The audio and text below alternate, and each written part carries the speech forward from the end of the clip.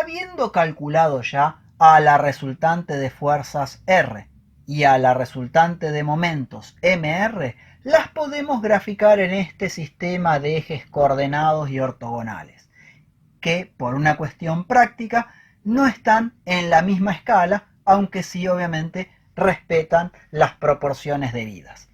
Tendríamos que la resultante R tenía una componente a lo largo del eje X de 3 unidades, que estaría aquí. A lo largo del eje Y tenía una componente de 5 unidades. Y a lo largo del eje Z una componente de 1 unidad. Con lo cual se armó este prisma y la diagonal entre el origen de coordenadas y el vértice diagonalmente opuesto, tenemos a la resultante R en color verde. Otro proceso análogo se hizo con el vector MR. Tenía a lo largo del eje X una componente de 10 unidades. A lo largo del eje Y una componente de 19 unidades. Y a lo largo del eje Z una componente de 21 unidades.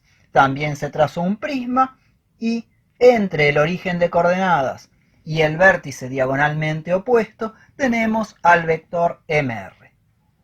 Entre el vector de fuerzas R y el vector de momentos hay un ángulo alfa que no necesariamente es de 90 grados.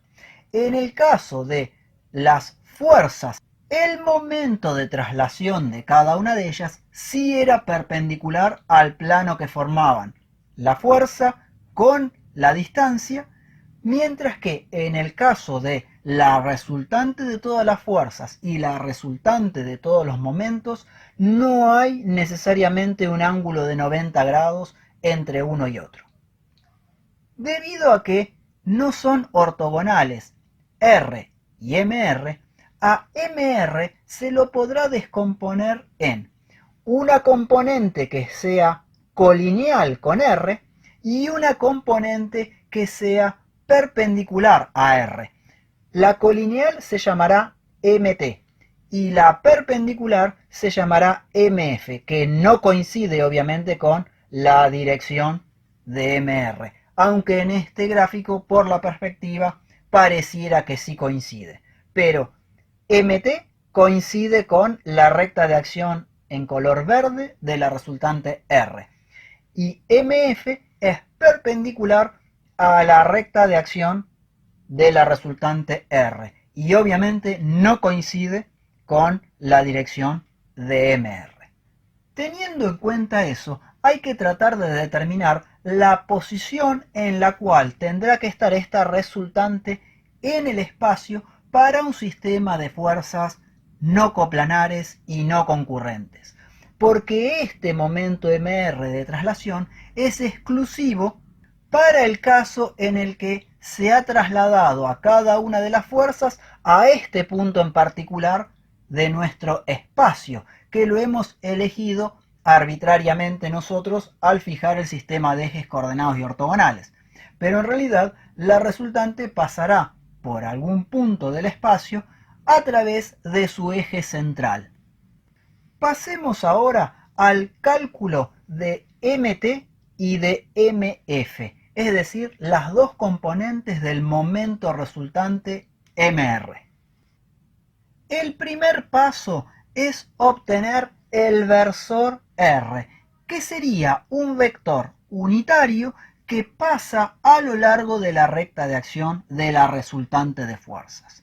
Para obtener ese versor R, se divide a la resultante R por el módulo de R. Esta sería la resultante R y su módulo era la raíz de 35, que no es ni más ni menos que 3 al cuadrado más 5 al cuadrado más 1 al cuadrado, y a ese resultado, aplicándole la raíz cuadrada, se obtiene el módulo a través de la fórmula pitagórica.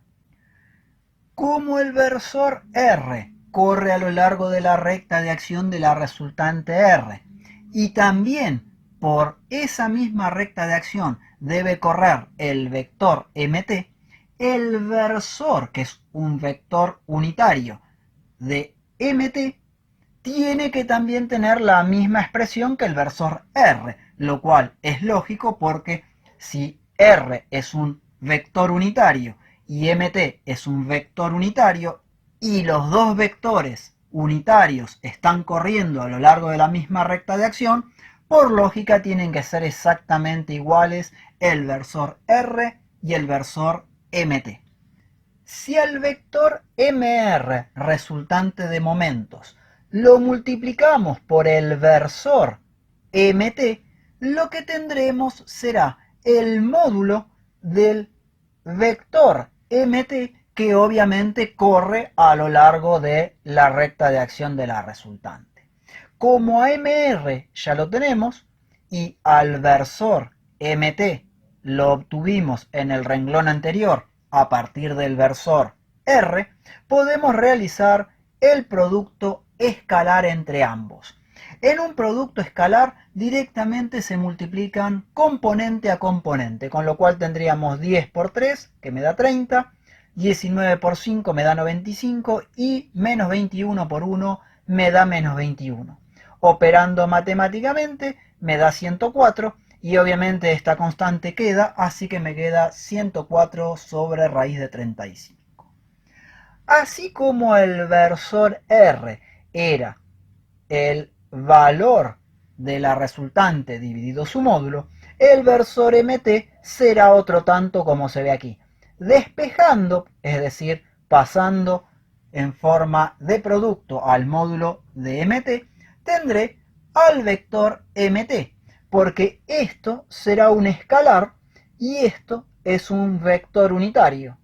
Aquí está la cuenta pertinente y podemos ver que el resultado del vector mt es este que está aquí debajo, donde la única cuenta que se ha hecho es que la raíz de 35 por la raíz de 35 da obviamente 35. La próxima etapa es plantear al momento resultante como la suma vectorial de sus dos componentes. Es decir, mr es la suma vectorial de una componente que corre a lo largo de la recta de acción de la resultante y otra componente que sea perpendicular a dicha recta de acción. Como a mr y a mt ya los tenemos definidos como vectores, podemos hacer la diferencia, como se ve aquí, y obtener el resultado de mf, para lo cual se aplicó aquí propiedad distributiva y se realizaron las cuentas obteniendo un resultado aproximado del momento mf que es perpendicular a la recta de acción de la resultante R de fuerzas. En este punto estamos ante la siguiente situación. Ya conocemos el valor numérico de la resultante, tanto en módulo como en sus tres componentes que me permitirán definir la dirección y obviamente el sentido. Por otro lado, conocemos el momento de traslación hasta nuestro origen de coordenadas con cada una de sus componentes, con su dirección, con su sentido, y que a su vez lo hemos podido descomponer en un momento que corre a lo largo de la recta de acción de la resultante y en uno perpendicular. Si nosotros trasladásemos a la resultante R a un punto del espacio donde pase su recta de acción y se anule MF, estaremos en presencia del eje central, que no es ni más ni menos que la verdadera recta de acción de la resultante de un sistema espacial y no concurrente.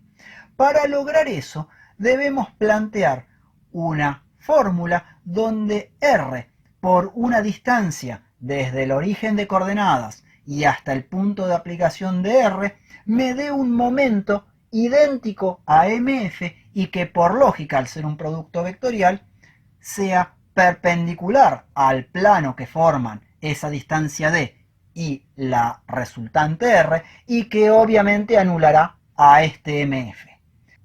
De ese modo podremos obtener la verdadera recta de acción de nuestra resultante, porque la que tenemos hasta ahora es simplemente una paralela que nos indicará cuál es la dirección que tiene esa recta en el espacio, pero no sabemos exactamente por dónde pasa.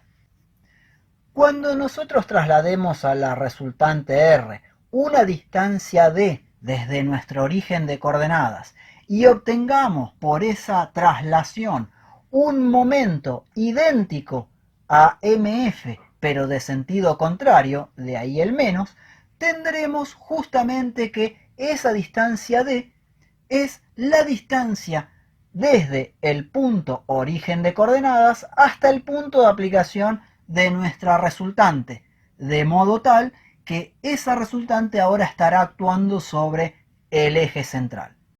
Planteemos este producto vectorial donde tenemos los tres versores i, j y k, las componentes de la resultante R, y como desconocemos las coordenadas que va a tener esa distancia incógnita, le colocamos las letras X y Z, que serán las coordenadas desde el punto que hemos elegido como nuestro origen de coordenadas en esa terna de ejes X y Z.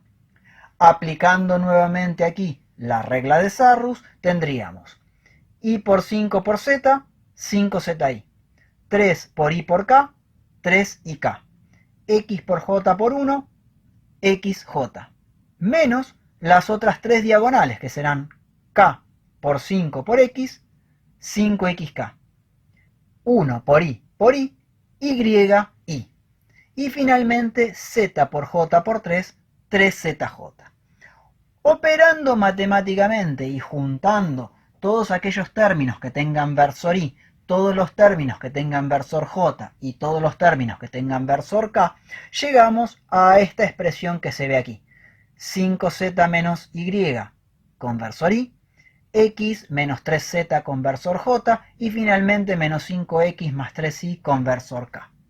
A sabiendas que este momento tiene que ser igual al opuesto al momento MF, realizamos este planteo y lo único que tenemos que igualar son las componentes con versor I, las componentes con versor J y las componentes con versor K, dándome este sistema que está compuesto por tres ecuaciones que se corresponden con tres planos.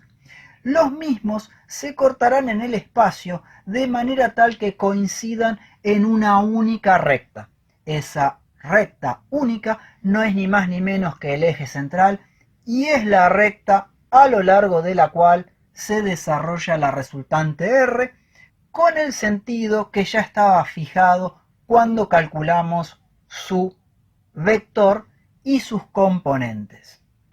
De esta manera habríamos resuelto un caso de un sistema no coplanar y no concurrente en el espacio, habiendo determinado que en esta posición de este eje central habrá una resultante R de fuerzas y una resultante de momentos que en ese lugar estará en forma colineal con R, es decir que el momento estaría actuando en un plano perpendicular a la recta de acción de R, cuyo valor numérico es el de mt, o mejor dicho, el módulo de mt, porque es el momento que independientemente del lugar del espacio donde nosotros traslademos la recta de acción de R, se mantendrá constante, mientras que el momento mf, que va variando punto a punto en el espacio, al hallarnos sobre el eje central, se anula.